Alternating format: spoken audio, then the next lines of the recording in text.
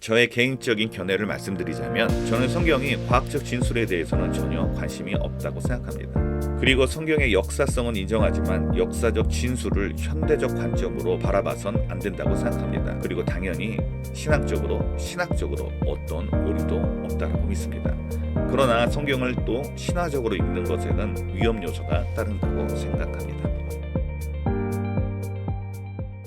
지난번에 5가지 교류 중에서 순서대로 하면 창조주 하나님에 대해 먼저 해야 하지만 성경의 무호성에 대해서 먼저 다루도록 하겠습니다. 지난 영상에서 말씀드렸듯이 성경의 해석의 차이 때문에 기독교 안에 여러 부류의 교회들이 생기고 개신교 안에서도 여러 교단이 나뉜다고 말씀드렸습니다. 성경 해석에 대한 의견이 다양한 것만큼이나 성경의 무호성 논쟁은 다른 어떤 주제보다 다양한 해석이 있는 신학의 최대 격전지로 불리는 것입니다. 그래서 중간쯤에 다루려고 했지만 성경은 하나님을 믿는 방식을 가르쳐주는 기독교의 신앙의 출발이고 다른 교리들과 상호 연결되어 있기 때문에 성경에 대해서 먼저 다루어야 다른 것들에 대해서도 기준이 세울 수 있을 것 같아 성경의 무호성부터 시작하도록 하겠습니다. 복음주의 교회라면 성경을 하나님의 말씀으로 인정하고 받아들입니다. 디모데후서 3장 16절에서 18절에 모든 성경은 하나님의 감동으로 된 것으로 교훈과 책망과 바르게 함과 의로 교육하기에 유익하니 하나님의 사람으로 온전하게 하며 모든 선한 일을 행할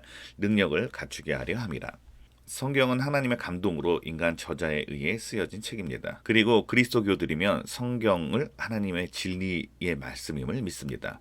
그런데 여기서 이 말씀을 받아들일 때 한쪽 부류는 하나님께서 인간을 통해 쓰셨지만 하나님의 성령께서 인간 저자의 모든 삶을 주권적으로 감독하셨고 그들의 개성을 의도적으로 사용하였기 때문에 모든 단어의 결정권자가 하나님이시라는 것입니다. 좀 극단적으로 비유하자면 하나님께서 한자 한자 불러주시면 인간이 받았었다라는 것입니다. 따라서 인간은 그저 비서의 역할을 한 것뿐이라고 생각합니다. 다른 부류는 하나님께서 영감을 주셨지만 글쓴이는 인간이기 때문에 인간의 특성이 나타나고 인간의 특성이 나타나다 보니 당연히 인간이 가지고 있는 한계도 드러난다고 보는 입장입니다. 물론 이 2가지 입장만 있는 것은 아닙니다. 더 다양한 입장들이 있지만 크게 보자면 이렇게 분류할 수 있습니다. 그래서 전조의 입장을 전적 무호성이라 칭하고 후자의 경우는 부분적 무호성이라고 합니다. 전적 무호성을 주장하는 사람들은 성경을 하나님의 전적인 계시로 보고 부분적 무호성을 주장하는 사람들은 성경을 인간과 하나님의 합작품으로 본다고 할 수 있을 것입니다. 먼저 말씀드릴 것은 복음주의 안에서 다른 어떤 시각을 가졌더라도 적어도 성경이 예수 그리스도를 통한 구원의 계시와 삶에 필요한 모든 신앙적 도덕적 가르침에는 오류가 없다라고 믿고 있습니다. 그러나 전적 무호성을 주장하는 사람들은 성경의 모든 가르침에는 오류나 실수가 없으며 개인의 삶에 대한 하나님의 구원의 은총에서뿐만 아니라 창조에서의 하나님의 행위, 세계사의 모든 사건들, 무엇보다 성경 자체의 문학적 기원에 관한 성경이 진술하는 것에서도 오류나 실수가 없다는 것입니다. 이것을 좀 풀어서 설명하자면 진술들은 과학적 진술, 역사적 진술, 신학적 진술로 나눈다면 그 어떤 진술에도 오류와 실수가 없다는 것입니다. 각 진술을 하나씩 살펴보도록 하겠습니다. 성경의 과학적 진술의 대표적인 부분이 6일 창조에 관한 이야기입니다. 창세기 1장에서 하나님께서 성경에 쓰여진 대로 6일 동안 창조하시고 7일째 안식하는 것을 전적 무호성을 주장하는 사람들은 글자 그대로 받아들입니다. 그러나 다른 부류는 저자인 모세가 과학에 관한 지식이 있는 것도 아니고 그리고 창세기 1장 또한 과학적 사실을 말하려는 의도는 전혀 없기 때문에 이는 창조 기사를 통해 하나님께서 세상과 인간을 창조하셨다는 것과 하나님께서 어떤 성품과 정신이 담겨 있는지를 나타내려고 하는 신학적 진술이기 때문에 문자 그대로 받아들여서는 안 된다고 말합니다. 나니아 연대기를 쓰고 기독교 최고의 변증가로 불리는 C.S. 루이스는 창세기 1장을 창조를 찬양하는 아름다운 찬송이라는 표현을 했습니다. 역사적 진술도 위의 사례와 비슷합니다. 성경에서 이스라엘 백성이 이집트를 탈출할 때 남자 성인만 60만 명이라고 기술되어 있습니다. 그러면 전체 인구수는 약 200에서 300만 정도 된다고 볼 수 있습니다. 그러나 이때 당시 역사를 진술할 때 성경뿐 아니라 다른 고대 문헌과 마찬가지로 전쟁 때 병사의 수를 서술하는 방식이 현대와 같이 팩트를 쓰는 것이 아니기 때문에 그 숫자 그대로 받아들일 필요가 없다는 것입니다. 만약에 200만 명이 한 줄로 서서 갔다면 처음 출발한 사람이 목적지인 가나안에 도착했을 때 마지막 사람은 아직도 이집트에 있을 것이라는 것입니다. 삼국시대 때 수나라가 병사를 100만 대군 이끌고 고구려를 쳐들어왔을 때 병력을 출발하는 데만 40일 걸린 것을 감안하면 또 이해되는 부분입니다. 그래서 200만이라는 숫자를 그대로 받아들이는 것은 팩트 위주로 서술하는 현대적 관점에서 바라보는 것이지, 그 당시 역사 저술 방식으로 봤을 때 그 숫자를 다 받아들이는 것은 무리라고 생각합니다. 특히 창세기 1장에서 11장은 창조기사와 에덴 동산의 아담과 하와 이야기, 노아의 홍수, 바벨탑 사건을 다루고 있는데 이를 원역사라고 부릅니다. 보수적 입장에 있는 분들은 이 사건들을 모두 역사적 사건으로 받아들이고, 진보적 입장을 가지신 분들은 신화로 받아들입니다. 물론 중간적인 입장도 있습니다. 역사성은 인정하지만 완전한 역사적 진술로 여기지 않는 것입니다. 아마 성경을 신화로 이야기하는 것에 보수적 입장이신 분들은 속이 부글부글 끓어오르실 것입니다. 감히 성경을 신화 따위에 비유하다니 이단이구만 할 것입니다. 그래서 먼저 말하는데 저는 역사성을 인정하는 사람입니다. 그렇다고 신화로 여기시는 분들을 이단으로 매도하고 싶은 마음은 더더욱 없습니다. 신화하면 한국 사람들은 당군 신화를 떠올릴 것입니다. 곰과 호랑이가 마늘과 쑥을 먹고 인간이 된 이야기 말입니다. 그래서 이런 말도 안 되는 신화를 성경에 비유한다는 것이 말이 안 된다는 것이죠. 그래서 여기서 생각해 봅시다. 고대 신화의 신화는 없는 사건을 만들어낸 이야기가 아닙니다. 실제 있었던 일을 단순한 역사의 서술을 넘어서 깊은 진리의 뜻을 전달하기 위한 고대의 서술 방식이기 때문입니다. 당군 신화가 한국의 기원과 그 당시 상황을 민화 형태로 풀어낸 것이기 때문에 신화는 가짜가 아니라 진짜를 더 풍성하게 설명하는 방식이라는 것입니다. 그럼 이렇게 다른 시선들이 어떻게 성경 본문을 적용하는지 살펴보도록 하겠습니다. 창세기 4장은 아담과 하와가 에덴 동산에서 쫓겨나고 가인과 아벨의 이야기가 이어집니다. 그리고 가인의 질투로 아벨을 죽이니 지구상에는 아담과 하와, 가인 이렇게 셋만 있어야 되는데 가인이 결혼하고 아이를 낳습니다. 만약에 역사적 아담을 주장한다면 이는 명백한 오류라는 것입니다. 아담을 역사적 인물이라고 믿는 사람들은 아담과 하와가 난 인물들이 이들뿐 아니라 900세를 넘게 살면서 아담이 수많은 자녀를 낳았을 것이며 그 중에 대표격인 가인과 아벨만 언급되었을 뿐이라는 것입니다. 그리고 인류가 처음 시작하는데 근친상간이 문제가 되지 않았을 것이라고 생각합니다.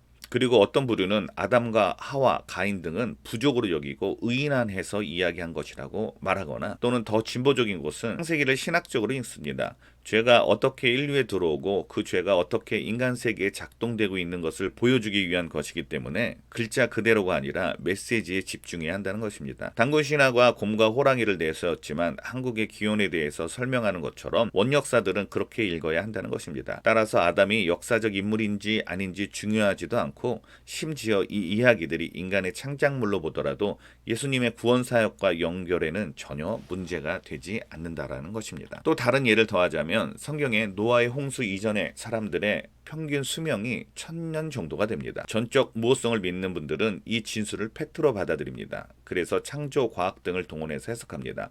노아 홍수 전에는 하늘에 물충이 있어서 안 좋은 빛과 광선들을 막아주고 사람들이 육식을 안 했기 때문에 오래 살았다고 주장합니다. 그러나 다른 방면으로 접근하는 사람들은 창세기가 쓰여질 때 유대인뿐 아니라 그 당시 모든 사람들이 고대 사람들은 1000년 이상 살았다고 믿고 있었기 때문에 그 당시 독자들은 그 부분을 전혀 이상하게 생각하지 않았다는 것입니다.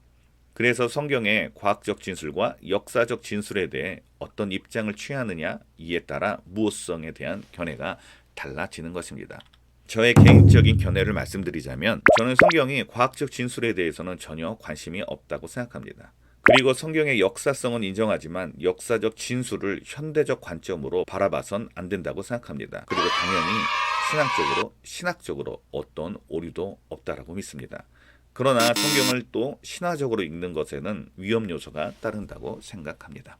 과학적 진술을 생각해 봅시다. 우리가 아침에 떠오르는 태양을 보면서 해가 떴다라고 말합니다. 그런데 과학적으로 볼 때 틀린 진술입니다. 그러면 성경에 아침에 떠오르는 태양을 보며 지구가 자전하고 있네 라고 쓰여 있어야 할까요? 성경은 지구가 둥글다라고 이야기하지 않습니다. 평평하다고 말하고 있다고 보는 것이 더 올바른 견해일 것 같습니다. 물론 전적 무호성을 주장하시는 분들은 이에 따른 반론들을 가지고 있지만 저에게는 그다지 설득적이지 않고 오히려 억지스러운 부분이 없지 않았습니다. 저는 성경이 과학적 진술에는 전혀 관심이 없다라고 여겨집니다.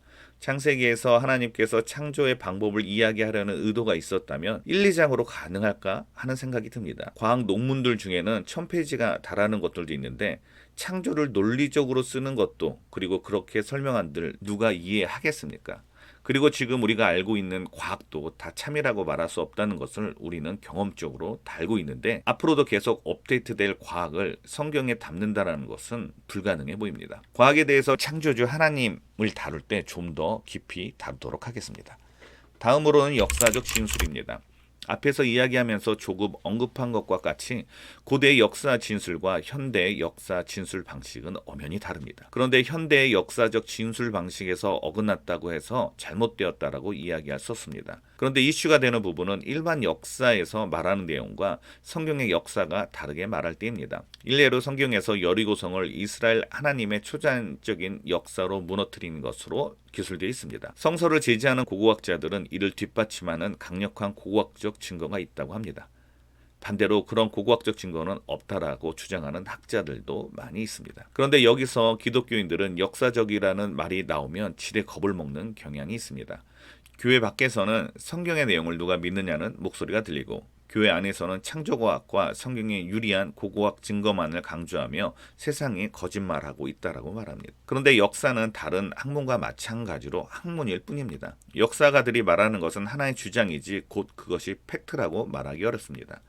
지금 우크라이나와 러시아가 전쟁 중인데 우크라이나 정부는 러시아 군의 사망자가 19만 8천 명에 이른다고 발표했지만 BBC는 9만 5천 명, 미국 정보기관에서는 64만 8천 명이 사망한 것으로 보고하고 있습니다. 뭐가 맞을까요?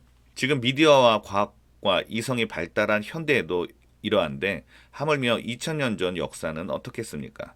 지금까지 발견된 문서와 고고학적 증거들, 기타 연구들로 가설을 세우고 주장하는 것입니다. 다시 말하면 특히 고고학적 역사는 연구자의 해석에 의해 크게 좌우될 수밖에 없는 학문입니다. 성경이 고고학이나 역사학자들의 인정을 받아야 하는 이유는 전혀 없습니다. 그리고 기독교에 유리하다는 이유로 고고학적 증거가 부족한 것들을 가지고 와서 맞다라고 하는 것도 세상 사람들 눈에는 좋게 보이지 않을 것입니다. 그렇다고 고고학이나 역사가 전혀 쓸모없다라는 것은 아닙니다. 성경의 역사적 증거를 찾는 고고학적 연구가 활발히 일어나면 좋을 것 같습니다.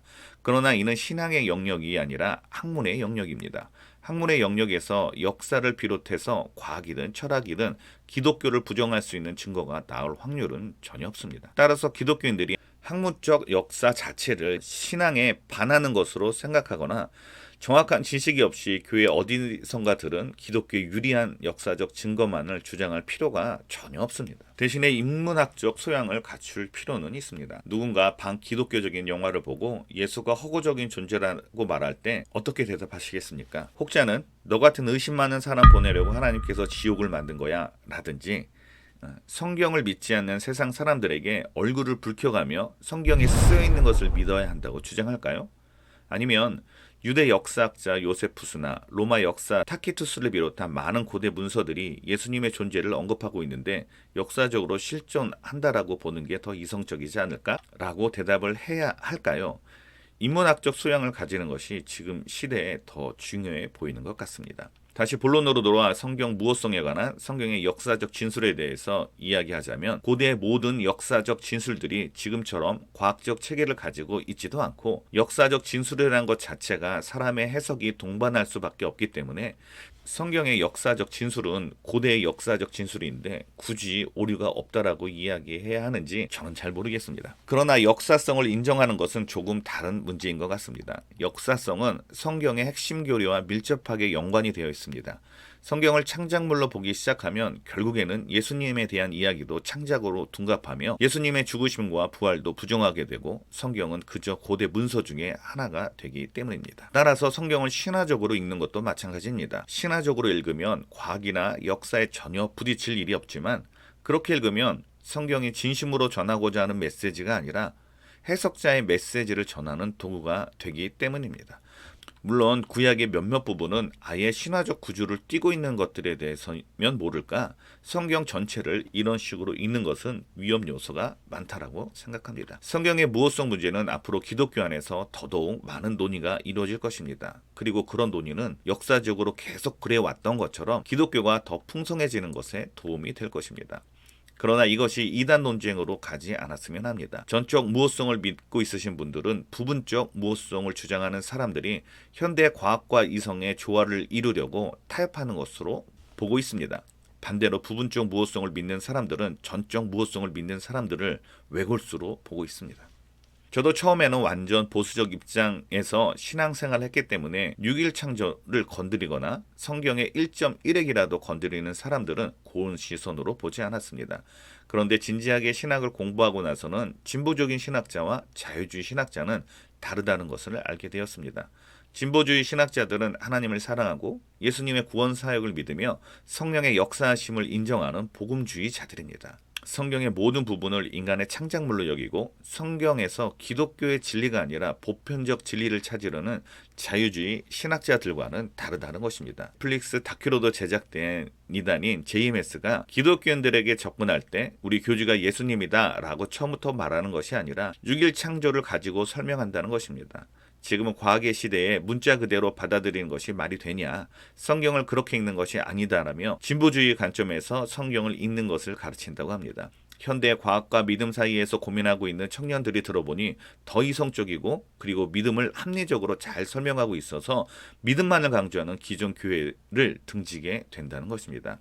한편으로 이단들이 이렇게 체계적인 시스템을 가지고 있다는 것에 소름이 끼쳤고 기존 교회 목사님들이 이단들이 사용하는 이론이라 배격할 수도 있겠구나라는 생각을 하기도 했습니다. 그러나 이는 이단이 기독교의 해석의 일부를 도용한 것이지 이단의 것이 아닙니다.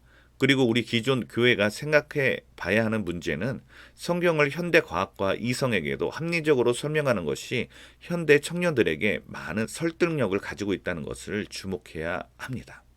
삼위일체 교리를 정립하고 기독교 신학의 기초를 놓으신 어거스틴도 성경에 대해서 이렇게 진술했습니다. 성경은 자연 세계에 대한 과학적 설명을 제공하는 것이 아니라 인간의 구원과 관련된 진리를 전달하는데 초점이 맞추어져 있기 때문에 과학적 사실이 성경의 문자적 이해와 충돌할 때 그리고 그 과학적 사실이 입증이 될 때 우리는 성경 읽는 방법을 제고해야 한다고 주장했습니다. 그래서 과학을 알고 싶으면 과학자에게 가고 의사를 알고 싶으면 의사에게 가라고 했습니다. 저는 부분적 무호성을 믿는 것이 성경은 하나님의 말씀이 아니다라고 말하는 것이 아니라 성경 해석의 다른 방법으로 여겨집니다. 저는 신화적으로 성경을 읽는 것에 동의하지 않습니다. 그러나 그들의 의견이 나와 다른 하나의 의견으로 받아들입니다. 저는 성경이 과학적 진술을 하고 있다라고 생각하지 않습니다. 그러나 나와 다른 생각을 한다고 해서 그들의 신앙이 틀렸다고 생각하지 않습니다. 그런데 많은 분들이 성경의 무호성을 인정하지 않으면 성경 자체를 인정하지 않는 것이고 기독교 신앙을 부정한 것으로 생각합니다. 우리는 다른 의견을 가지고 있는 것에 대해서는 적극적이고 건전한 토론으로 더 발전된 방향으로 나아가야 합니다. 물론 이는 쉬운 일이 아닐 것입니다. 신학자들도 이 성경의 무호성에 대해서 입에 거품을 물고 싸우는 경우가 허다합니다. 부분적 무호성을 주장하는 사람들이 성경에 오류가 있다라고 생각하는 것이 아니라 무호라는 단형 개념, 즉 무호의 정의 자체를 다르게 하고 있다는 것을 이해하면 좋을 것 같습니다. 저는 성경의 무호성에 대한 입장의 차이는 다른 것이지 틀린 것이 아니라고